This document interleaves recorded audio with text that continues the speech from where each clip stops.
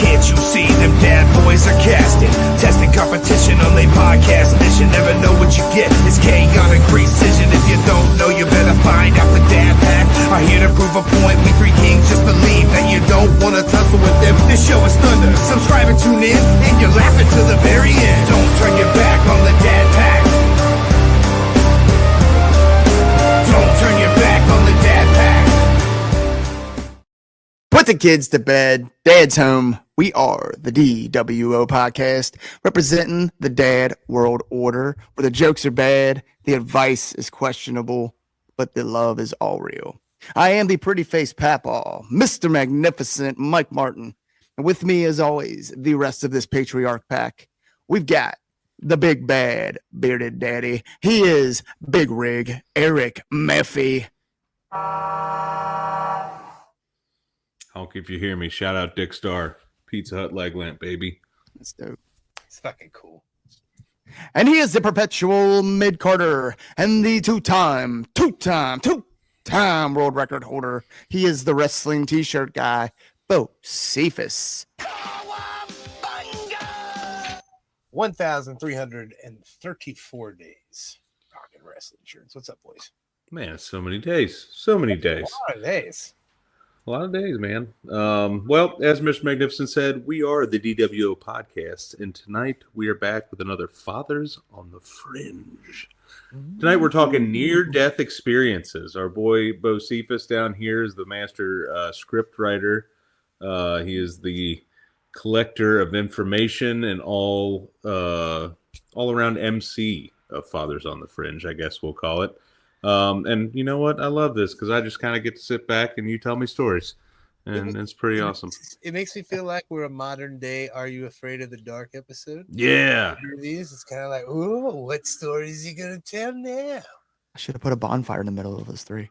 We need a very similar to that song theme to play in the background, just crickety, scary school noises.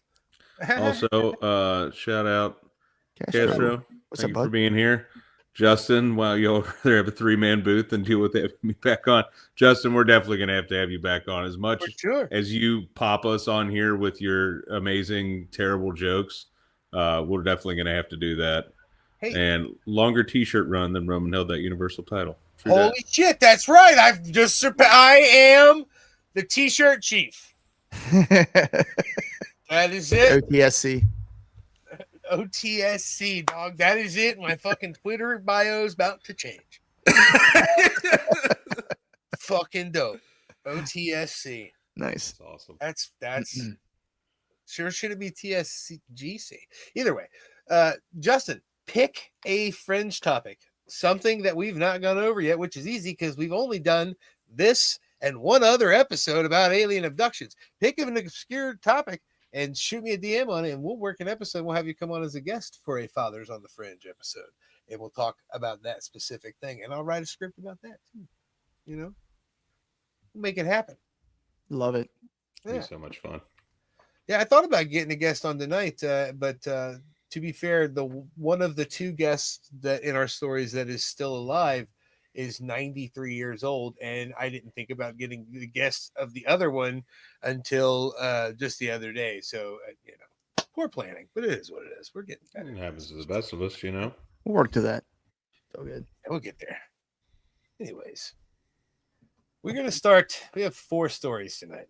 I was gonna try to do more, but I picked the 4 I think are the best. I always overwrite. I'd rather have way more content than needed than not enough. So Also, real quick, go for it. our boy Justin here. On a serious note, thoughts with Psycho Stu, speaking of near-death experiences. Yes. Yeah, for fucking real. Yeah. Really hope that he recovers well. That was scary as shit. And, man, luckily we've never been to a show where something like that has happened. I hope we never are at a show where something like that happens. But hopefully a lesson is learned from this. And you better be on your shit if you're a wrestling promoter and know what's going on in your locker room. Yeah, for sure. Especially when there's outsiders. That's what I'm saying. Yeah, if you're going to bring in somebody for, clout, promotion, whatever. Yeah. Make sure everything's explained. Some people Yeah. don't understand what this all is, and that's a very clear example of it. And he went above and beyond not understanding. You know what I mean? There is no excuse for his abhorrent behavior. Uh, I wish Stu the best recovery. I gotta say I'm very instantly became a fan of the Epic. If you don't know who he is, check him out on Instagram. He's a huge mountain of a man. He's the one that pulled him off. He's the one that pulled him off. Yes. Yeah. Everybody's like, "Oh, who's that?" I scoured the internet until I figured it out, and I was like, "Oh, follow." That guy's an awesome guy for stepping in and breaking that up, because who knows what could have happened if he didn't. Yeah. It could have been People letting up. Yeah. Also, shout out to Mr. Beast for stepping in and offering to pay for his medical bills. Right. People give Mr. Beast shit for his content all they want, but he's a great dude. I like seeing some of the things he does, and things like that are why I really like him. I don't know. Those are the videos my kids play that I don't mind as much, I guess. I never watch his videos. We watched he had a game show like Beast Wars or something like that. That was pretty good. I just watched a video with my kid today about two people living underground for 100 days for like $600,000, and I'm like, the only problem, donated 10 grand to the GoFundMe. Yeah, see, that's what I'm saying. Also, what's up, Bestie? What's going on? All right, so let's get this started with a true comedic legend tonight. This actually it's more than a near-death experience. It's an actual death experience, because tonight we're talking about a comedic legend, one lost way before his time, Mr. Sam Kinison, who performed here February 5th, 1989. Look at this old advertisement here. Cincinnati's favorite wild thing, WEBN, welcomes Sam Kinison and the Outlaws of Comedy. What a show to have the chance to have been in Cincinnati. I wish I would have been not 2 years old in 1989. Right. You know, it would have been pretty cool to be there. I fondly remember him from being the guardian angel and Married with Children.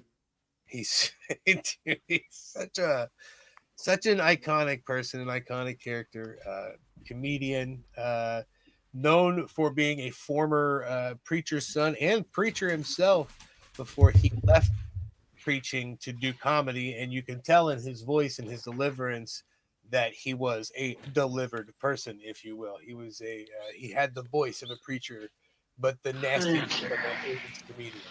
This is fantastic.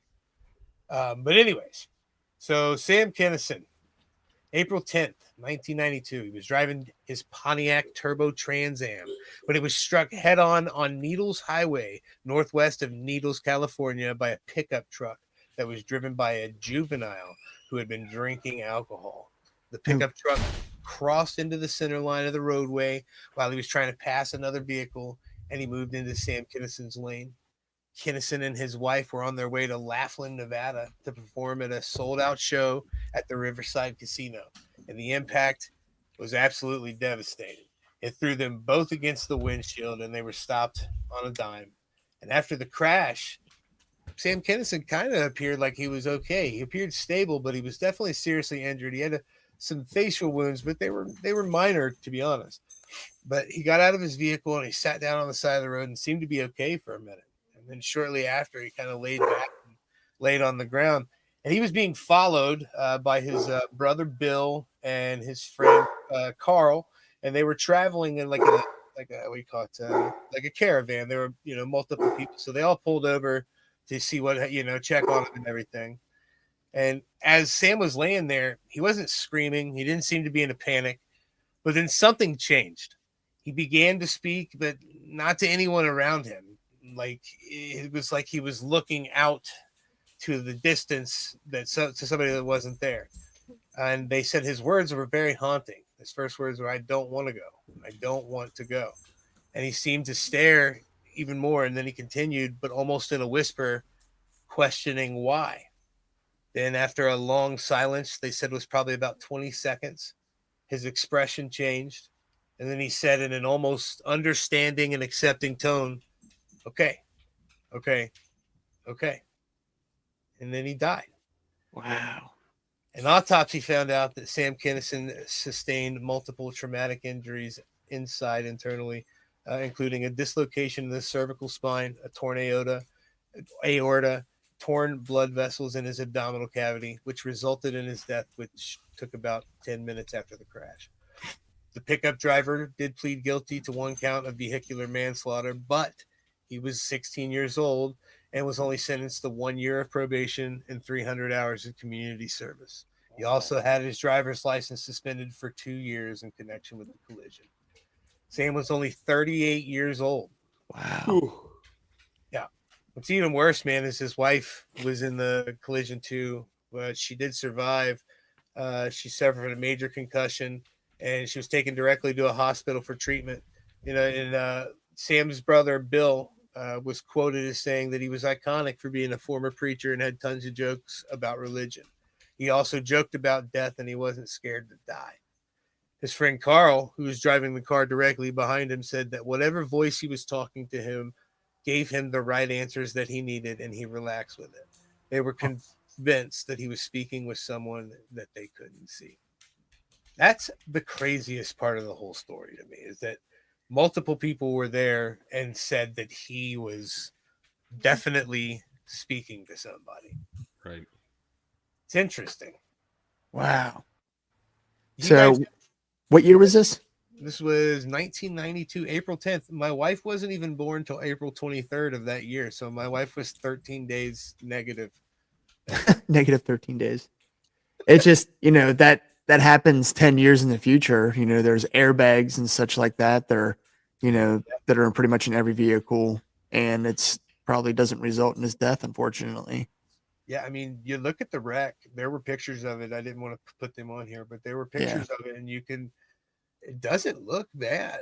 It doesn't really. I mean, it definitely destroyed the front end, but I've seen people in wrecks way worse than that leave without a scratch. But it was being thrown up against the windshield and the what do you call it? The steering wheel. Yeah. What did it to him? Wow. That's like Dale Earnhardt when the wreck that actually, took his life. Yeah, Looked very I don't say minor, but in comparison to some of the big flipping fireball ones you see, it wasn't like one of those, and that ended up being the one that ultimately took his life. But yeah, I can see that though. It doesn't matter. It's just that sudden stop of motion, and wow. I do want to say to anybody that might look Sam Kinison up in his comments, he is not PG. He's not safe for work. So if you want to listen to some of his comments, I highly recommend it. But definitely don't listen to it around some of the kids. Some of his most famous sets are pretty vulgar. Yeah, and it's they are. Yeah, like a lot of it. Stuff you wouldn't. It was a different day and time, and stuff. A lot of things that you wouldn't get away with saying these days. Yeah. Well, like our boy Justin here saying he was not a big fan of rap music or gay people, but it said that he died so young he didn't have a chance to change with the times, which yeah, there's a very good chance that he could. Also, Dale turned that big left turn into heaven. Remember the Intimidator. Yeah. Raise Dale, praise Dale. And also, saw adults cry. Morning, Uncle Phil. Morning, Uncle Phil. Yeah, I wasn't a big Dale Earnhardt fan. I watched, I think it was the ESPN documentary. I don't know, it was like a 3-parter. I don't remember what platform it was, but it was really good. It actually made me a fan. He's just a badass. Yeah.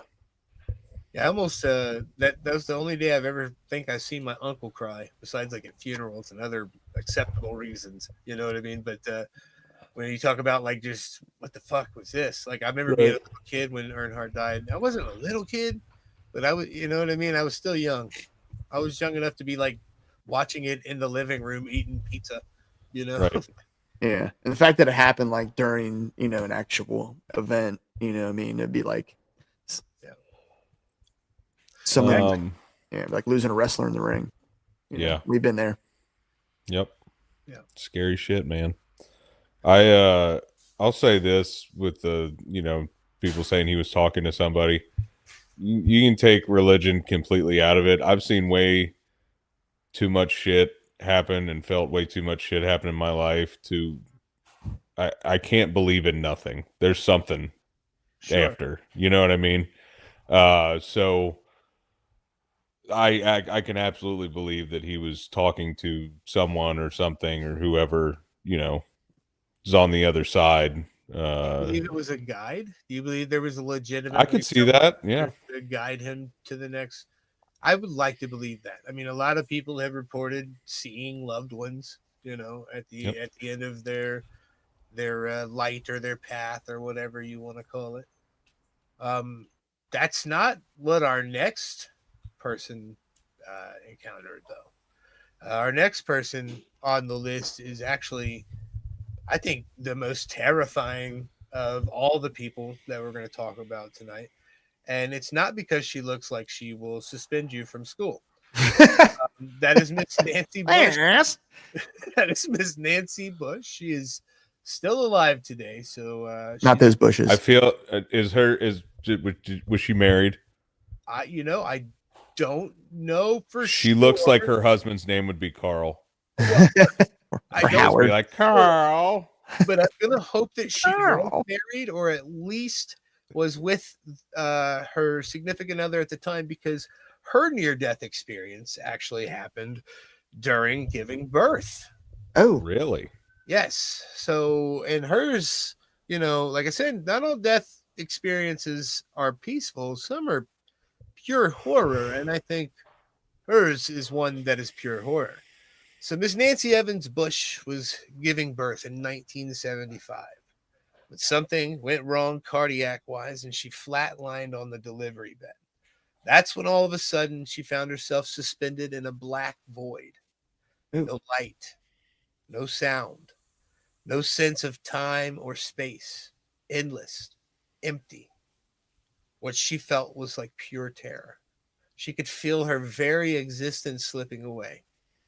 And then something spoke. And the next part is a direct quote from her. It was not a radiant experience. It was an utterly terrifying experience of the void. I had never heard of anything like it. I didn't know anybody else in the world had ever had such an experience. It left me with such a sense that I was walking around with this secret knowledge too terrible to tell anyone. She said at first there was a group of circles. They were clicking, black to white, white to black.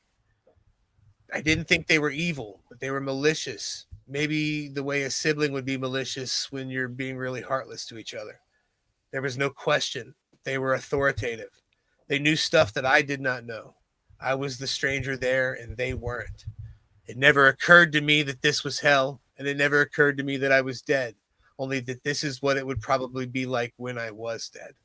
I just knew that this was a place other than where I thought I had been. The voices told me I did not exist. I had never existed. My life had been a joke. My life was a joke. My baby's life was a joke. I had a 17-month-old daughter as well. She did not exist. My mother did not exist. Hills, trees, robins, earth, nothing existed. I was being told something that felt so true. It's hard to explain. What could have been the point of arguing if I even had the chance? What were they saying? It felt inconvertibly true. That sounds fucking terrifying to me. Mm-hmm. Now, can I ask this question? Sure. And I'm no mental health professional or psychological professional in any way, shape, or form.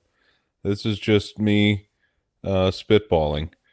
Is there such a thing as like a fear and or pain-induced psychosis, like a fear and pain so intense that it can cause shit like that? Like, no, I'm not saying because obviously, did the doctor say like she was like dead for a minute or? Well, that's the thing. She basically woke up completely alive. Everything was fine. You know what I mean? What I'm saying is like she went like while she was giving birth, she like passed out or she was actually flatlined. She actually flatlined. Yeah. Okay. Yeah. So heart stopped. I'm saying like the pain and fear and everything like that she was maybe feeling while giving birth. Because when did she give birth? Was she on any drugs or anything like that? 1975. So it's hard to describe exactly. She said she had the proper care for the time. but she didn't. I'm not versed in 1975 birth. Yeah, I don't know, but I don't know. That could be, and I'm not saying that what she saw wasn't real or whatever, but that could maybe be a thing that happens. But that's, I've never picked up a psychology book in my life, so I don't No. really know.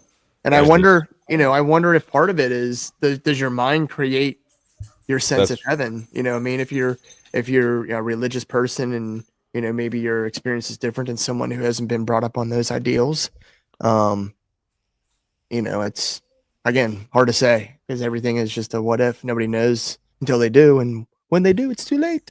Yeah, like this right here. This level of shock would push you to a point. And, yeah. I think it's scientifically proven. There's several documentaries you can watch. One, DMT, the spirit molecule, for example. There is a 100%. There's a chemical that your body secretes when you die or when you're near death. That when you take this outside of those moments causes massive hallucinations. Yeah. That people claim to literally have conversations with elves. Some of the most massive hallucinations that have ever been reported have came from DMT, and it's a deep rabbit hole to dive down. So that's a thing. Maybe when her heart stopped, the body was like, "Hella DMT right now," and that's what she tripped out on. I don't know. Maybe that's the case, or maybe she saw something that we are all gonna see. You know what I mean? It's tough to figure out. Like, we all have our faiths and stuff, but like she said, to continue one of her quotes, she had no context for it. The Christianity that I grew up on was pretty amiable theology. Congregational UCC, God is love, Jesus loves the little children. My father and grandfather were ministers from a very liberal intellectual tradition. And some people talked about hell, but we all knew that God loves his people. And if you do the right thing, you'll be all right. Yeah, it wasn't a fire and brimstone church. No. Yeah. When she woke up, her first thought was Calvin was right. Predestination. There are sheep and there are goats, and I must be a goat. And some people are just automatically on the outs with God. And the reason that occurred to me was because it was so contrary to anything other than the thoughts of what I deserved. That's crazy to think, you lived your whole life living a Christian path, and then the experience you have during a near-death experience is extremely negative. That's got to be a lot of disheartening at minimum. Yeah. I mean, most people who have written about unpleasant experiences talk about them as happening to people who are sin-ridden, guilt-ridden, hostile, God-denying, all of that. And none of that applied to her. She wasn't perfect, but she was literally like, she went to Billy Graham things. Like, so that's like a super Christian, you know what I mean? Like, she was really into it. So I don't know. I wouldn't even know where to look for an explanation. What would you think? You know what I mean? Talk about having, that's why I'm so scared that aliens might be real, because that's going to fucking destroy so many people's lives just because it's going to be like, wait, what? Yeah. Everything I've thought of is wrong. It's a terrifying thought. Yeah. I'd be like, I knew it. Well, I'll tell you this. This is again my uneducated ass. I'm pulling this from a TV show I watched, but I thought the concept was interesting. Have either of you watched the show Lucifer? Yes. My wife has. Okay, so Mike, you'll know what I'm talking about. But the concept in there is, so Lucifer comes up from hell, and they're like, "Hey, you need to be like in hell, like keeping guard on everybody." And it's like a couple seasons in when it finally explains it. He was like, "I don't have to be there. None of the doors are locked in hell. Everybody is imprisoning themselves in a sense, because everybody that's down there deep down believes they're supposed to be down there. They're like, the guilt and everything of things they did is what's keeping them in hell." And I thought that was a really interesting concept. I did too. And I was like, man, that has to be awful. Just basically reliving like your worst moment in your life over and over and over again. Yep. Yeah, that was. And it's not anybody doing the torturing. They're torturing themselves, essentially. Self-deprecation is a terrible devil, man. Yep. It is. But, it's not good, and you could be doing the best in the world, and even having a great day, and you'll still shit on yourself for no reason sometimes. Yep. Sucks. No one's your worst critic but yourself, right? And imagine Absolutely. some people can't get past that. It's like we've all I feel like we've all got pretty level heads. Even in trauma, we seem to be pretty level headed in dealing with things, and I feel like we're blessed in that way because there's a lot of people that just aren't, man, and they carry these weights with them. It's heavy. Like sometimes I feel like an asshole when people complain to me about certain levels of depression because I'm just like, for me, I can just turn it off. You know what I mean? I just stop worrying about things. Well, I'll say this. I feel like being able to deal with trauma and depression, a big part of that is your support system. I know it has been for me. Absolutely. Because there were a lot of times where, man, I went through some shit and it was really rough, but I was very thankful to have the family and friends that I did and still have. And some people don't have that, unfortunately, and they're just kind of stuck with it, and having the right people around you. And if it's not you, be that support system for somebody else, because that can be the difference for real. Mm-hmm. Emotional intelligence is often derived from conversations with likewise people. Mm-hmm. It's, like I feel, to touch on what we talked about a little bit before we started this with the Raja Jackson stuff. I feel like if a lot more things had been explained to him emotionally, he would understand how to deal with the anger and rage that he did. Watching that reminds me of because I went to the bad kids school, so I saw a lot of people with anger issues growing up, and a lot of people that picked fights for no reason and stuff. And he has every single aspect of those bullies that just didn't understand.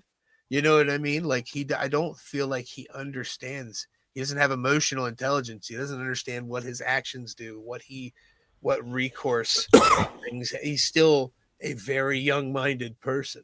So there's like a small part of me that's like, man, you just fucked your whole career, bud. Like, why? You know what I mean? Like you could have literally turned that into a wrestling career, and you chose to do that.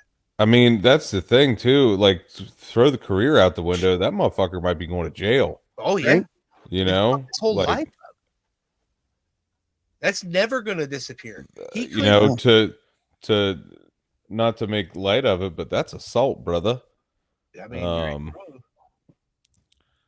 that I remember watching the video, and the reason I know that it's so abhorrent is I got to work on Monday morning, and every single person on my job site was talking about that, and none of them are wrestling fans, not a single one. Yeah. But everybody saw it. Yeah, transcended. Yeah, it's crazy, man. Like nobody watches the news anymore, but shit still gets around. The shit people want to talk about. I didn't know about it till you said it in the group thread. Yeah, dude, crazy. my fucking mind. And people were sending it to me. Of course, I immediately Googled it. I'll say this because I was talking about this on Monday. The thing, like what he did, was fucking awful. But this is why I said the thing at the beginning, where your people better know what to do, and you better be, if you're a promoter, you better have shit on lock. The amount of time it took for someone to pull him off was kind of insane. Yeah. And I understand that the guy that ultimately pulled him off was not close and, ended up running in because nobody was doing anything. But like the guy that comes up and just kind of like, hey, man, like, and I kind of get if you're scared, but like there should have been multiple people in that ring pulling him off. There's no way they can say, well, I thought it was a work or whatever. No, dude, that's clearly slam. That slam, the first punch. Everybody heard it. You could hear it. Yeah. That's not a pulled punch. Yeah. Something way different. My buddy Boris at work showed me a video of a guy that was following him outside of the ring like all the way to his car. Like, well, fucking fight me, motherfucker! And he had half his paint painted one way, half his paint the other way. I still haven't figured out who he is yet. So if anybody knows who that guy was that followed Roger the whole time and challenged him to fight, I just want to follow that guy too. Yeah, for sure. Yeah. Yeah, I mean, Justin said it. Stu trusted him with his body. You can tell as a worker, and Raja betrayed that trust with a knockout slam, then cowardly pummeled an already unconscious man for several seconds. It was grotesque. Absolutely. And here's the other thing too, because I saw this today. Apparently, Mark Henry was talking about it, and he said part of the blame was on Stu for, I guess, the angle at the beginning of the show where I guess he like hit him with a bottle or some shit like that. Sure, there's probably some blame to be. There's probably some, but that's just goes back to, if you're gonna run that angle, everybody better know what the fuck is going on. Yeah. Because that's, let's be honest, how many times have you seen the GIF or video of Rampage Jackson ripping a door off the fucking hinges? Yes. That is the spawn of that man. This guy might have some anger issues, going on, and maybe might be quick to, hey, this might be a work, but he doesn't know that. So you better make sure damn well he knows that it is a work. And then of course the cowboy hat dude, oh, this is a receipt, go tag him up, fucking moron. Yeah, it's an interesting week in the wrestling world, that's for sure. Before we move on, one more thing about Miss Nancy Bush. She did write a book. If you guys want to check out her book, she's actually still alive today. She lives in North Carolina. You can find more about her at dancingpastthedark.com. You could buy her book on Amazon. It's called Dancing Past the Dark. She's an interesting lady. She'll respond to one of our emails. We might be able to get an episode on with her and talk to her more about it in person. Ask some personal questions. But we do have a third story. This happened in 2023, actually. So, okay. And I'm going to read her story that she wrote in a very long post after it all happened. It's kind of paraphrasing, but it is what it is. So meet Mrs. Lauren Kennedy. Kennedy. Not spelled Kennedy, but Canada with a Y. That's her book, Independence Avenue, which is about this particular situation, and you can pick that book up as well. But to tell her story real quick, she went into sudden cardiac arrest at home in the middle of February. She just kind of dropped where she stood. Her husband freaked out, called 911, and started CPR. And it took 24 minutes for EMTs to resuscitate her. After 9 days in the ICU, she was declared cognitively intact and had no visible brain damage on MRIs. She had no heartbeat, no breathing, no tunnels, no light. She just ceased to exist. She didn't have any fear, but there was no form, no nothing, just stillness for 24 minutes. And then when she awoke, she opened her eyes confused and almost felt like a whole new person. It took her weeks for her to start to remember anything. But she describes it as not feeling like she came back, but feeling like she started a legit second life, but at an older age. So, like I said, she has a book called Independence Avenue, which she goes way more deeper into it. But for her, she has taken this near-death experience and turned it into almost a career at this point. She goes around and talks to people and describes her experience. Do you guys know anybody that's had any near-death experiences at all? I was thinking about that on the my drive home today, and it's one of those things, like, if you have to think about it, then no. Do you, like, because I thought about it, like, have I had any near-death experiences? And I'm like, if I even have to ask myself that question, no, I haven't. Like, that's not, there's no way that's something that is not kind of always on your mind. Well, but I do not know anybody, no. Only thing I can think of and what comes to mind, and it's not really like anything you've described thus far. But I occasionally get sleep paralysis. And it's basically my mind is awake, but my body is not functioning. And I can hear everything and cognitive everything going around. And like it takes all my effort to, if I can move my body or somebody touches me, my body wakes up and I can, go on. But it's like this weird like panic attack because I don't know if I'm breathing. All I want to do is just wake up. Well, I think It's terrifying. Two people in my life have had near-death experiences. One, my uncle, who's actually in our fantasy league. My uncle Bubby. You guys have, well, at least you've met him, Mike. I met him. Yeah, you met him at the concert. He's a sweetie. And I don't remember what year it was. And besides being a rotten Steelers fan. Yeah, other than the Steelers fan part of him. Yeah, I know. Also, Mike, you popped Justin. Canada. But my uncle worked at a place called Bill Stein Shocks. You guys might have heard of Bill Stein. Yep. He went to go pick up. I have one of their stickers on my toolbox. Go ahead. He went to go pick up one of they had dropped a metal ruler, and he had his hand on the machine that wasn't properly grounded, apparently. And he touched the machine, touched the metal ruler, and it sent him almost 15 feet with a shock, and it knocked him out. And then they had to do CPR on him there. He wasn't like gone for long, but he from what I remember from what he told me, he didn't really have much of it was just kind of like he woke up in the hospital. You know what I mean? So his wasn't too, vivid or anything like that. He doesn't have a crazy story behind it. But my wife, when she gave birth to my daughter, there were some complications directly after birth that caused her to be in a lot of pain to the point to where she was very vocal about it. For lack of a better term, she was screaming. And to help her with the pain, the anesthesiologist shot her with ketamine.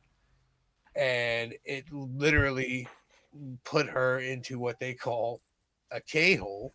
And I'm in a hole. I'm in a hole, exactly, like South Park. But what it was like for her, and she'll describe it if you ever want to talk to her about it. It's terrifying, but you got to think from her perspective. She just gave birth to her daughter, her first child that she's given birth to, and all of a sudden, after the immense pain, she cannot speak.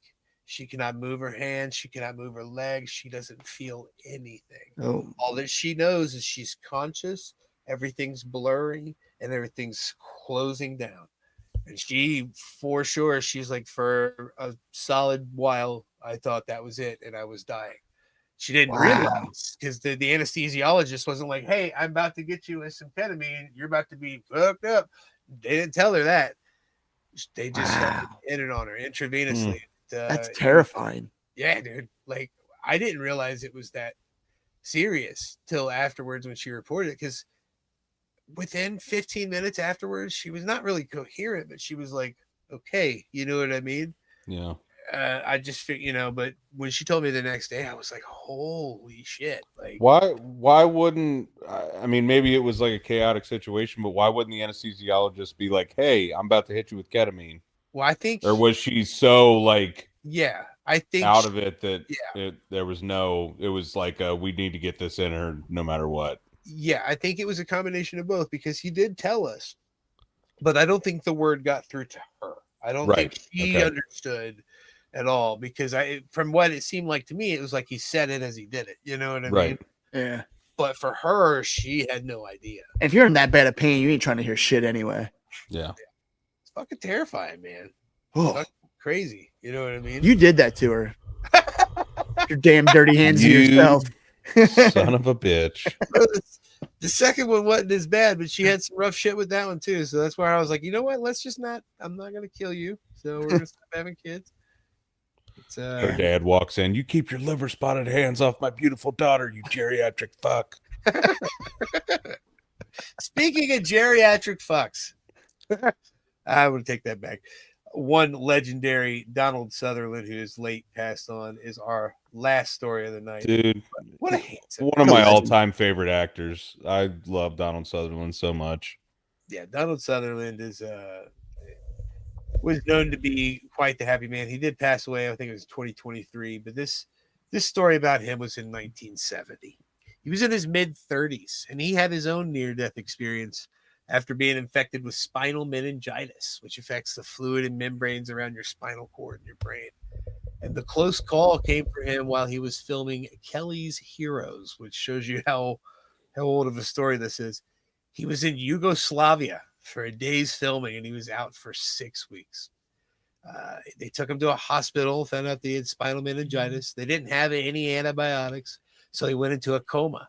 And then they told him for 4 seconds he died. Psychiatrist Raymond Moody coined the term near-death experience in 1975. So this was technically before near-death experiences ever even existed. You know what I mean? So, OG. Yeah, he was an OG near-death experience. But, you know, people that experienced them often describe dead relatives, bright lights, alien beings. But Sutherland seems that he saw at least one of them. So he saw what he described as a blue tunnel. And to quote him, he said, "I saw the blue tunnel and like crap. If you're ever going through anything with anyone who's in a coma, talk to them. They can hear you. I could hear everything. I could hear them making my funeral arrangements." He said, I saw the blue tunnel that led to a white light. He said, I sort of dug my feet in. He said, I wasn't ready for death yet, though.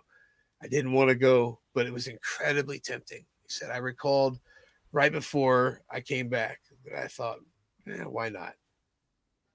But he got pulled back to his body. And that's why he ended up being he literally used that as like a catalyst to be a more giving person, you know what I mean? A more hardworking, given, just gave his life 110% afterwards.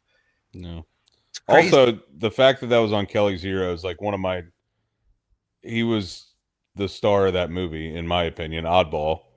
And, you know, still one of my favorite quotes is, why aren't you up there helping him fix the tank? I only ride him. I don't know what makes him work.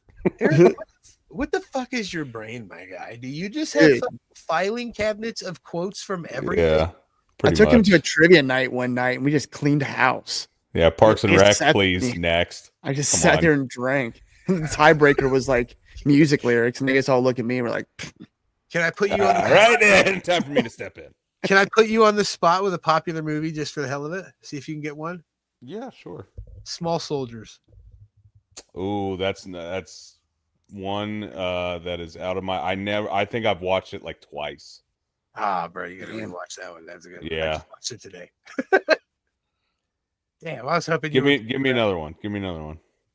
You know what? I'm gonna give one that I know you know for sure, but I'm still gonna make it obscure. Give me Little Nicky. Potassium. Perfect. That's my favorite thing. That's great. Dude, I swear, dude, we'll be talking about some random shit. And you'll be like, "Oh yeah, in the movie Easy Rider in 1984." Yeah. I don't know. I think a lot of it is like me and my dad watched a lot of movies growing up, and he loves all those old movies, and I'd watch them all with him. So it's just how they stick. Well, and we also grew up in we didn't have, the memes and stuff. Those were our memes, were us quoting Step Brothers at each other for hours on end, or Anchorman. Tommy Boy, yeah. Dude, to this day, whenever anybody anywhere does like screw something up, they drop something. What'd you do? What'd you do? Every time. Fucking door. Oh my god. What'd you do, Richard? It's fucking hilarious. Yeah. I can recite like Menace to Society and Friday. Hell I think I watch those in rotation. I could do like 40 lines for fucking Step. You East Coast? We far East Coast. Your recall is pretty good, man. You're almost like, you remind me of old Weird Paul a couple weeks ago. It's literally movie quotes. I've been told multiple times by many different people. It's my stupid talent that has no uses. It's just kind of there. Bro, if I'm ever on fucking Millionaire and my question has anything to do with Top Gun, Phoning a friend.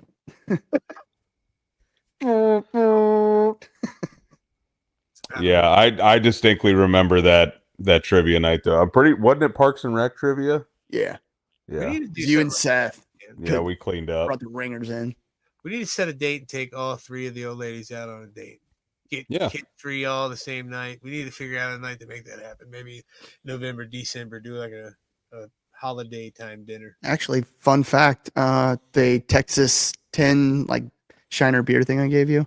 Yeah, We won that night. Yep. fuck yeah. Then you guys came to my house. Oh no, that wasn't the same night. Wasn't No, it was years prior. Yeah. They found a tune. I But gotta yeah. I gotta- don't know. I just always loved I loved movie quotes, and I mean I still do to this day. It's very hard to watch old movies with me because I can't do anything. Like I'll do heavyweights a lot if I'm ever like feeling like overwhelmed or anything. I'll do the "How you feeling, little Tony?" Bad. I need to hit every single person that was ever in heavyweights up to try to get them on for an episode. Oh please. You want to see Eric fanboy? That'll Oh, I love heavy, dude. It's a fantastic movie. Like if you ain't seen it, you should watch it. That's for sure. I got to point this comment out that came in through earlier, but it's just oddly timed to pull it up then. But the Bengals almost gave me a near-death experience when I seen they re-signed Hendrickson. Bro, tell me about it, dog. I was like, what? And it's a great one more year to see, hey, do we work something out for a future, or do you leave here completely free and have a really good season to show everyone what you're worth? You know what I mean? So either Right. he enters free agency or we work something out. I think that's a great deal. That makes him happy. That makes him want to perform. Imagine if he has a last year performance again. You know what I mean? That's Even if he ain't doing it for the Bengals, he's going to be trying to show out for the next team to sign him and get that big multi-year contract. So he's going to ball out this year. It's everybody's happy, everybody involved, and us as fans the Bengals are definitely better with him. And here's the thing: I am glad that they did not pay him a whole bunch of money because A, we don't have it, and B, this is just coming from a guy that played defense my entire life. I can tell you what a true all-around defensive end is worth, and that's Myles Garrett and Max Crosby. Those guys are worth that money. He is not a complete defensive end. He is not an all-around defensive end. He is a pass rusher. So he's worth a lot of money, but he is not worth complete defensive end. Yeah, money. he's not Myles Garrett. Because guess what? Trey Hendrickson is an absolute liability in the run. That's it. That's all there is to it. I wanted to bring up, you were talking about Sutherland and his tunnel, and then Castro commented here. 12 days comatose in his pocket. Like I was laying on a roof looking at the night sky. I believe those were the lights one would go to, as many as the night sky, but not one for me. It's kind of morbid. But hey, if I could sit and look at the night sky for a long time. And it's crazy how everybody's experiences are so vary so much, but yet there's always like the common theme of like light involved though too. Yeah. I mean, that's what we search for as a creature. You know what I mean? No one likes to be in completely dark. No one wants to be in the dark. Need a little bit of light. Yeah. Speaking of which, I just put up LED lights in Emmy's room, and she won't go to sleep without them on the entire time. Like around the ceiling. Yeah. Oh my gosh. Mike used to do that. Yeah. She's like, no, I'll just sleep with them on. I'm like, okay. I have planets. Also, little gaming news right here. I'm super pumped about this, by the way. Sony's Helldivers 2 launched on Xbox, and Microsoft's Gears of War launched on PlayStation. RIP the console wars. Yeah, I think the console wars are pretty much over. I feel like it's gotten to the point where everybody is kind of set in what they like and what they're going to buy. And game developers are like, it's not going to make us more money to make it exclusive. Yeah.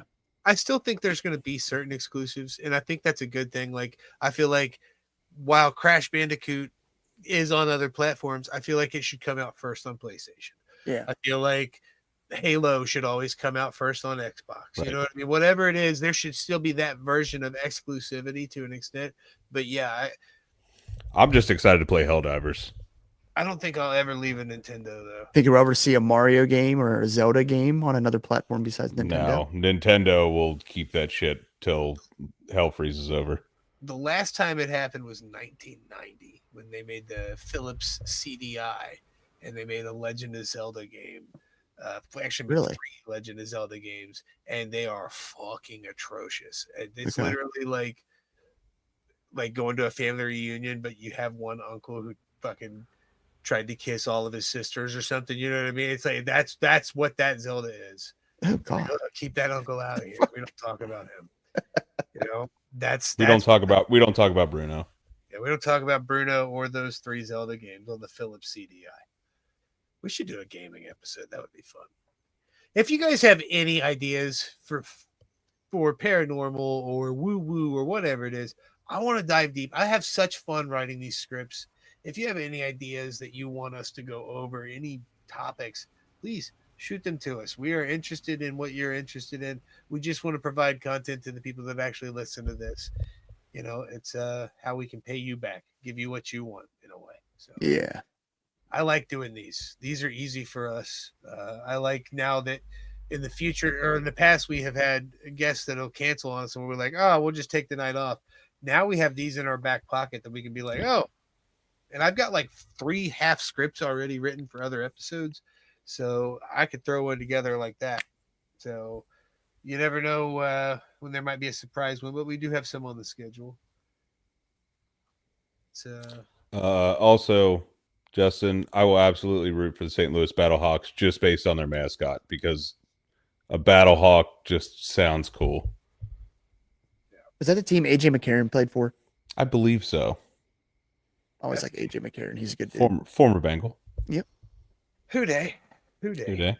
Who day? Thank you. Listen, everybody giving him shit for losing 2 of the 3 preseason games.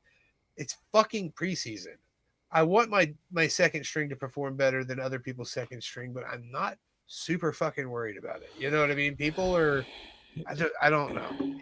I've never put much stock in preseason games. All I wanted to see was the starters do a little more in preseason. And And what I'm really hoping for this season is that Chase Brown is a little bit more involved in the passing game as well as the running game because I feel like he could be that.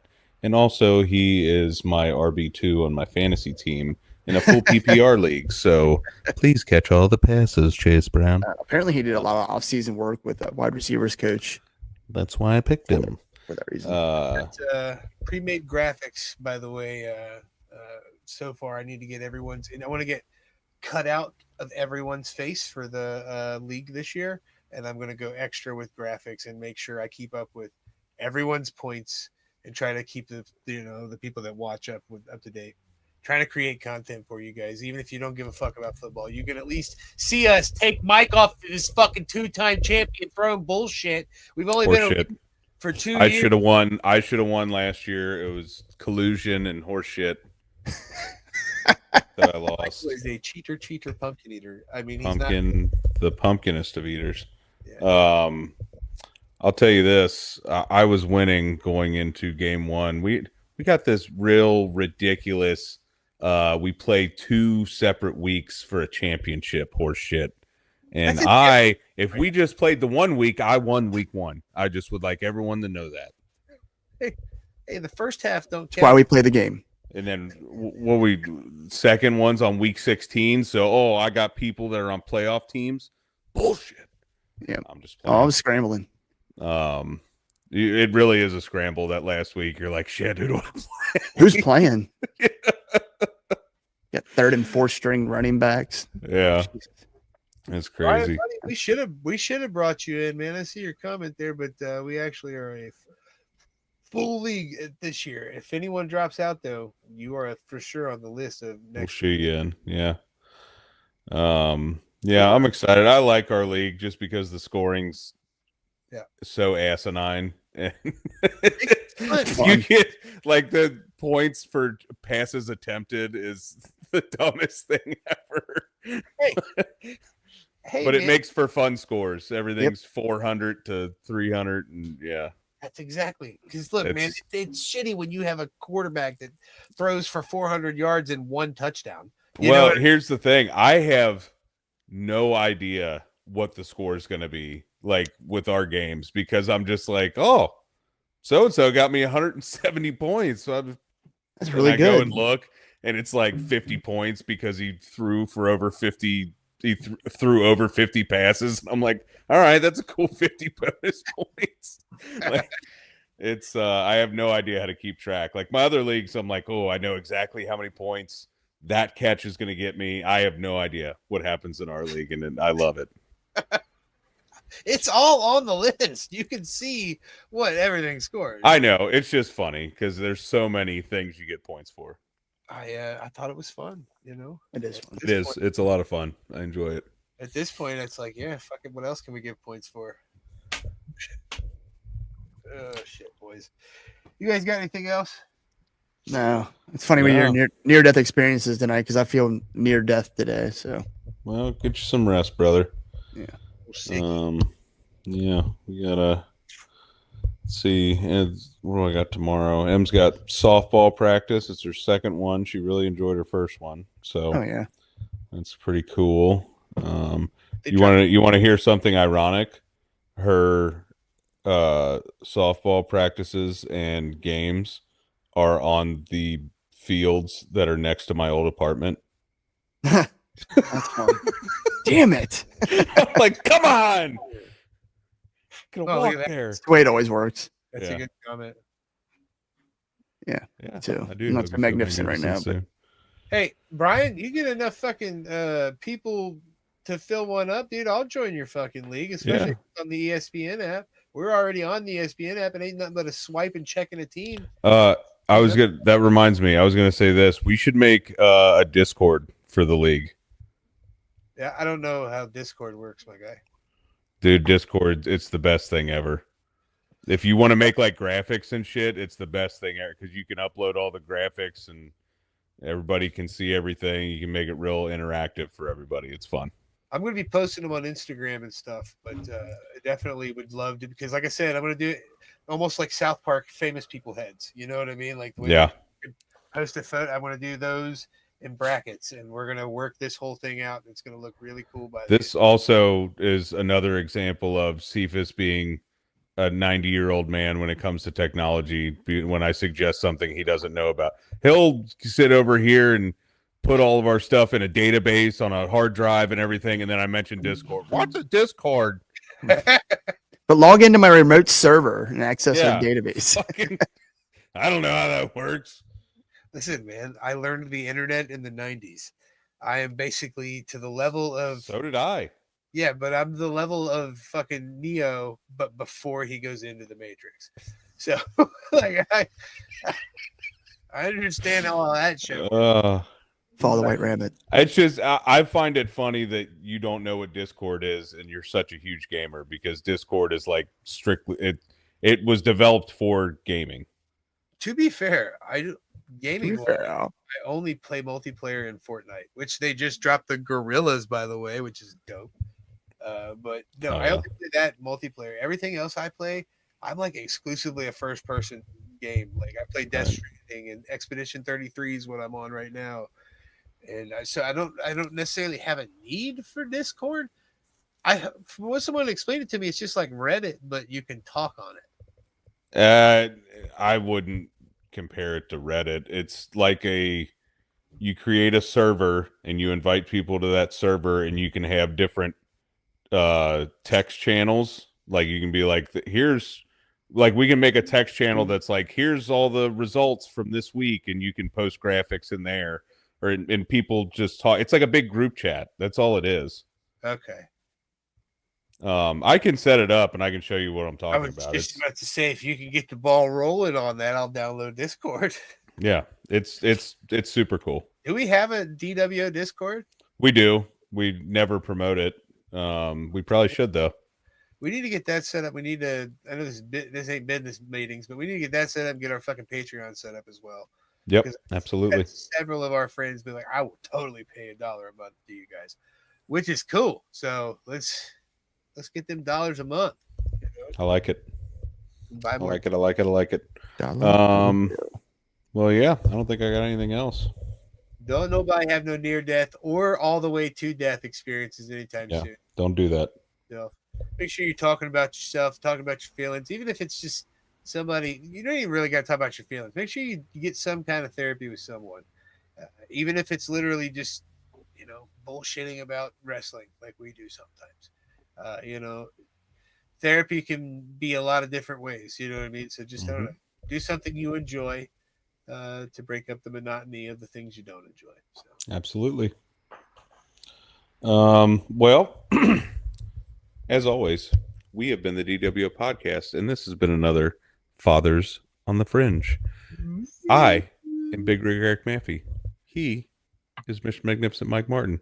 He is the wrestling t-shirt guy, Bo Cephas. And as always, you can check us out on all the socials at dWo_podcast, Facebook at the dWo podcast, TikTok at dW_pod. Get that dad merch at Pro Wrestling Tees, TeePublic, or message us directly. Like, subscribe, listen, follow, all that good stuff. Do something nice. Give us a click. Give us a freaking subscribe, follow, whatever you want to call it. It really helps us out. And until next time, top dads.